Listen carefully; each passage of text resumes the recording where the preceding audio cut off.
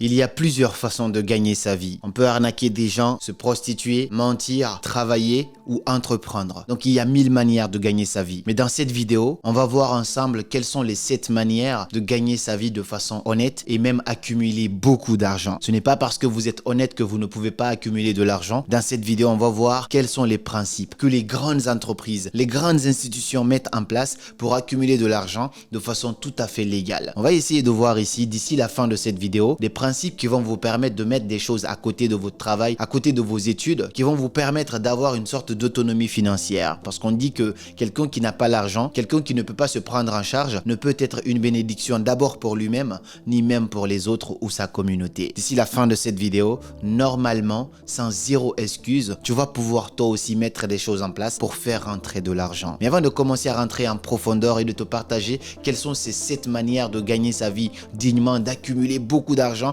ou même de devenir millionnaire, je t'informe que si tu es à Dakar, au Kinshasa ou en Guinée précisément à Conakry, on arrive pour une tournée incroyable qu'on appelle le grand événement du digital et de l'indépendance financière. N'importe qui peut se servir des réseaux sociaux aujourd'hui, transformer sa vie et bâtir son indépendance financière grâce à cela. On peut danser sur les réseaux, tout comme aussi on peut essayer de faire des choses bien, faire avancer notre communauté, faire avancer le continent tout en gagnant sa vie dignement. Si le digital c'est quelque chose qui te parle, le développement personnel, l'entrepreneuriat, alors ne manque pas cette opportunité. Le 5 octobre, à l'hôtel Radisson Blu de Dakar, on sera là pour une conférence phénoménale de toute une journée. Ensuite, le 19 octobre, on se retrouve à Kinshasa, à l'hôtel Sultani. Pour toute information et réservation, il suffit de contacter ce numéro qui s'affiche ici. Et pour la Guinée, voici les numéros qu'il faut appeler. Il y a aussi le lien dans la description pour ceux qui ne veulent pas se déplacer et aller chercher les tickets. Vous pouvez directement aller sur Billets Faciles et prendre vos places parce que ce qui va se passer en Guinée, ça se fait au Palais du Peuple. Plus de 2000 personnes attendues, le plus grand concert éducatif de la francophonie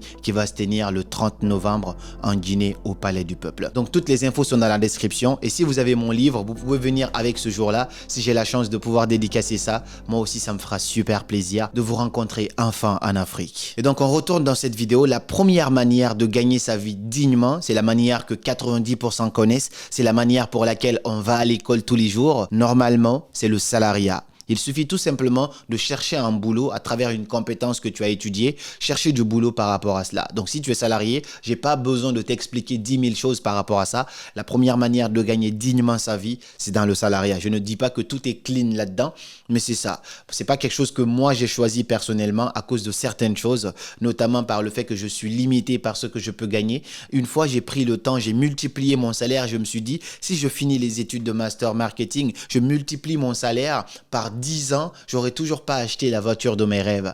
Donc finalement, c'était pas quelque chose qui m'encourageait à aller dans ce sens-là, étant donné que je ne pensais pas qu'à moi, je pensais aussi à toutes ces personnes que j'ai envie d'aider derrière moi, dans ma famille ou même dans la communauté. La deuxième raison pour laquelle le salariat, c'est pas quelque chose qui me parle réellement, c'est que moi, je suis quelqu'un de très libre dans ma tête. Dès que je me sens enfermé, même dans une relation, dès que je me sens enfermé, j'aurais juste envie de partir. Donc, le fait de savoir que je suis dépendant d'un système, je ne peux pas partir quand je veux, je ne peux pas faire ce que je veux, cela me gênait un petit peu. Mais quand même, ça reste tout de même une bonne manière de gagner sa vie. C'est le classique, c'est ce que nos parents ont fait et c'est ce que 90% de la population fait encore au quotidien. La deuxième manière de gagner sa vie dignement de façon très honnête, c'est de créer un produit ou un service. Martin Luther King disait que tout le monde peut être important car tout le monde peut servir à quelque chose. Lorsque j'écris ce livre, c'est un produit que je mets. J'essaie d'identifier un besoin. Les gens ont besoin de traiter leurs mots. Les gens ont besoin d'être apaisés. Les gens ont besoin de clarté. Les gens ont besoin de lire aussi, bien évidemment.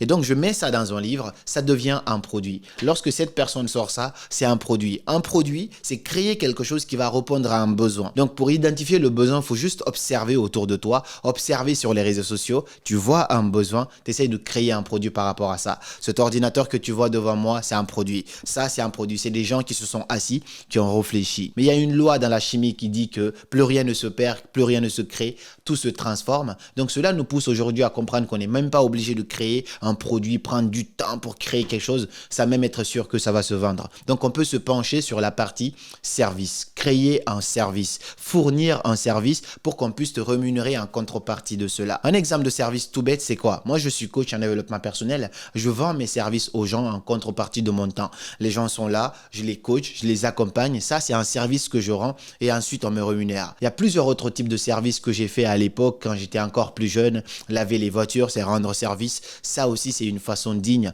de pouvoir gagner ta vie. Donc aujourd'hui, quel service tu peux lancer? Je ne sais pas. Peut-être que tu as une expertise, une compétence que tu aimerais partager aux gens. Alors tu peux te préparer et mettre tout ça en forme. Par exemple, j'accompagne les gens sur le coaching, la création de contenu et il suffit juste d'avoir une compétence en particulier et mettre ça en avant, promouvoir ça à l'utilisation des réseaux sociaux et forcément, ça va t'ouvrir des portes, des possibilités financières. La troisième façon de gagner ta vie dignement, je vais essayer de m'adresser un petit peu à des gens qui ont déjà un petit peu de revenus et donc qui veulent encore skiller, atteindre un autre niveau, c'est de mettre un système d'abonnement en place. Je te prends un exemple tout bête. Chez nous, dans le coaching, par exemple, quand je fais des vidéos sur YouTube, il y a des vidéos que je ne partage jamais en public parce que je pense que c'est tellement précieux que je ne partage pas ça. Je rends ça accessible uniquement aux gens de ma formation. Je peux aussi changer de système. Je connais des gens qui le font. Je refuse de le faire personnellement pour l'instant parce que ça va me prendre du temps. Mais j'aurais pu dire, ok, il y a certains types de vidéos que je fais, que je vais mettre sur d'autres plateformes. Et là, il faut mettre un abonnement chaque mois. Il faut juste payer pour avoir accès à cette plateforme-là. De la même manière que tu as accès à Netflix, de la même manière que tu as accès à ta salle de sport, ça va être aussi le même processus. Ça, c'est un système d'abonnement qui permet aujourd'hui à Netflix, Canal+, toutes ces grandes enseignes, toutes ces grandes entreprises de se faire beaucoup, énormément d'argent. Donc, peu importe ce que tu fais aujourd'hui, si tu es salarié, si tu as déjà un peu d'argent de côté ou que tu es entrepreneur, tu peux aussi penser à mettre en place un système d'abonnement. Peut-être tu vas ouvrir une salle de sport quelque part où il n'y a pas de salle de sport, où il y a le besoin, où c'est vraiment important pour les gens, ou sinon tu vas créer le besoin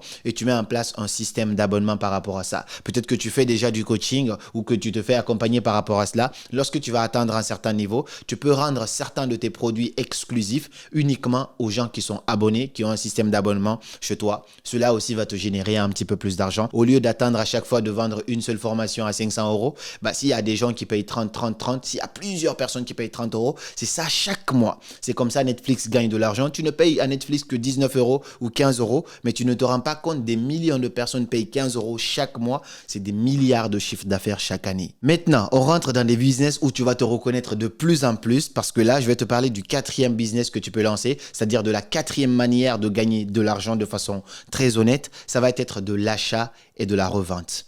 Récemment, je suis allé au Maroc. J'ai fait une photo dans un vêtement magnifique marocain.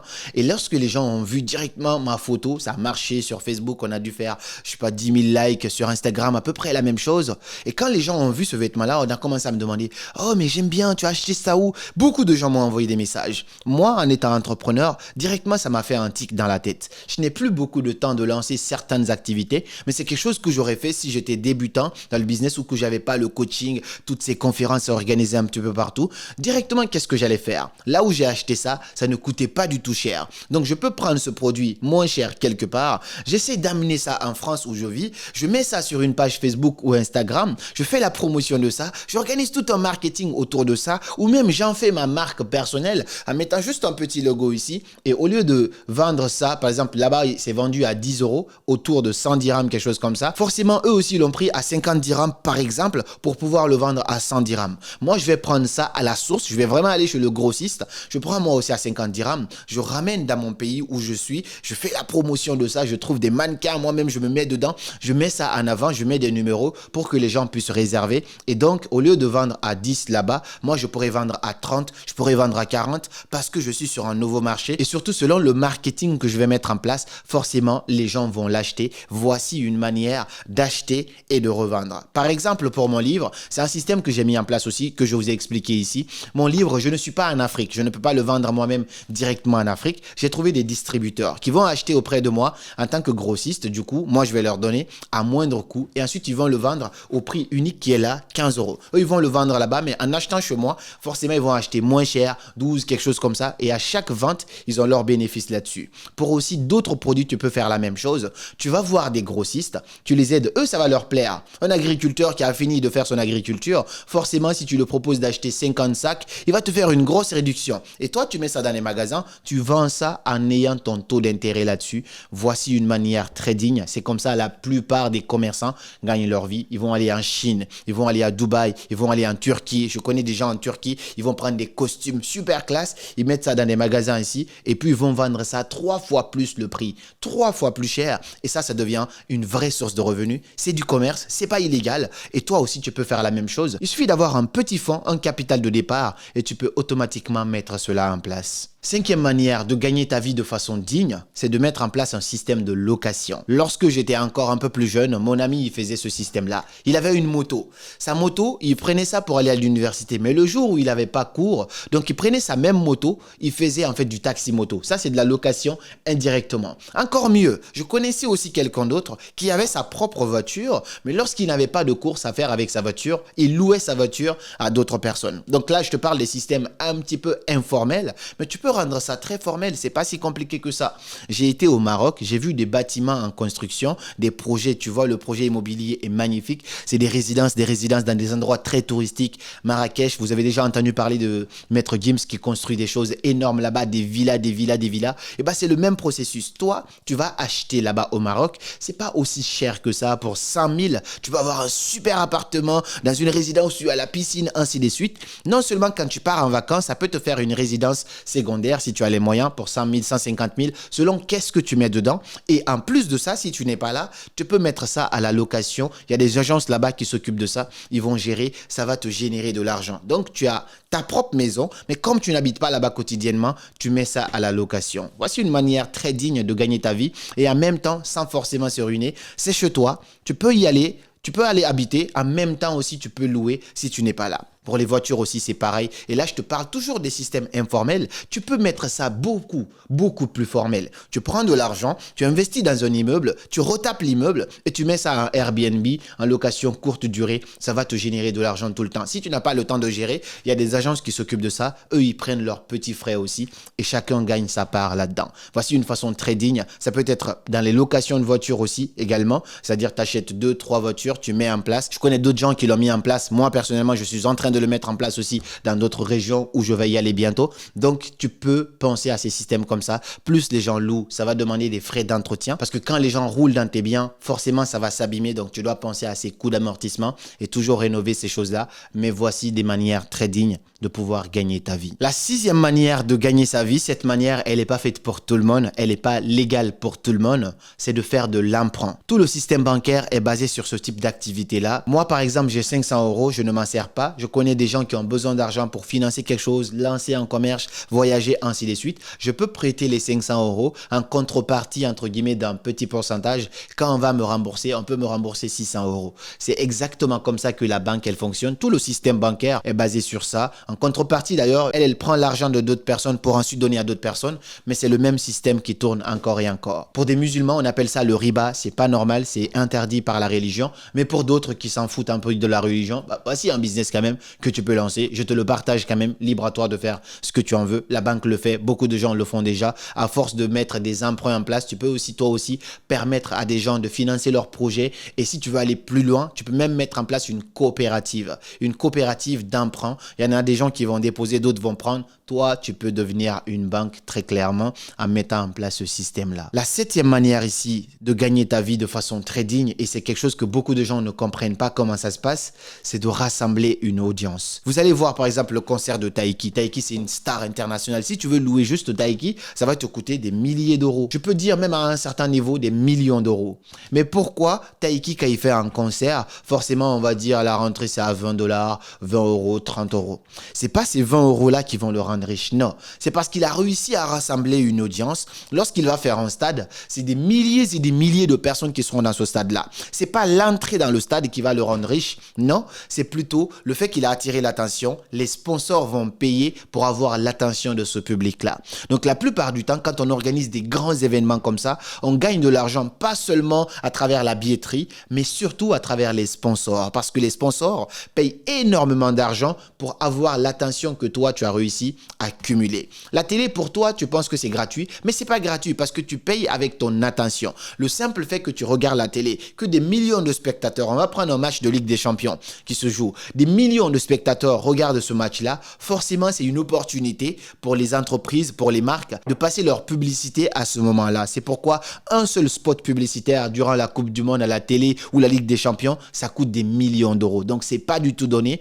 L'attention, quand tu parviens parvient à captiver l'attention, c'est quelque chose que tu peux revendre en contrepartie. Tu vas voir de gros influenceurs aujourd'hui avec des millions d'abonnés. Moi, il y a des gens qui me demandent, ouais, quand on a le trophée de 1 million, combien on nous paye? On n'a pas de salaire parce qu'on a un trophée de 1 million. Non, on est rémunéré en fonction de quel business on va mettre en place derrière. Moi, je suis entrepreneur, donc je fais très peu de publicité, mais il y a des influenceurs qui ne vivent que de ça. L'attention qu'ils ont pu réunir, forcément tous les jours. Bon, les gars, j'ai ce livre-là, il faut juste prendre ça, c'est code promo, c'est pas leur propre produit. Ils mettent en avant. Oui, cette bouteille, je l'ai achetée sur ce site, il faut y aller, le code promo, c'est ça, et taper, c'est ça. Et ça, en fait, c'est le même système de business. Il suffit simplement de réunir une audience. Ça peut être sur les réseaux sociaux, sur YouTube, sur Instagram, sur Facebook, autour d'une thématique particulière. Et les entreprises dans cette thématique-là vont te payer pour qu'ils puissent avoir l'autorisation de faire de la publicité auprès de ton audience. Quand tu fais un grand concert, c'est exactement comme ça que les artistes gagnent de l'argent parce que les entreprises, les marques ont besoin de l'attention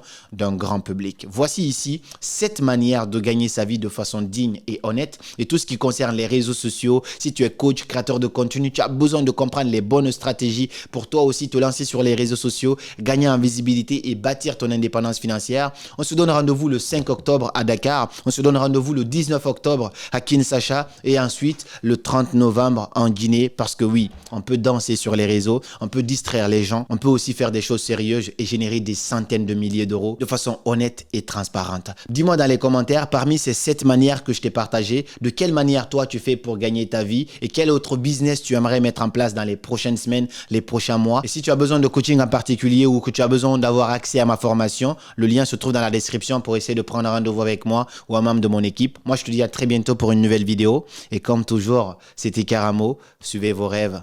Ils connaissent le chemin.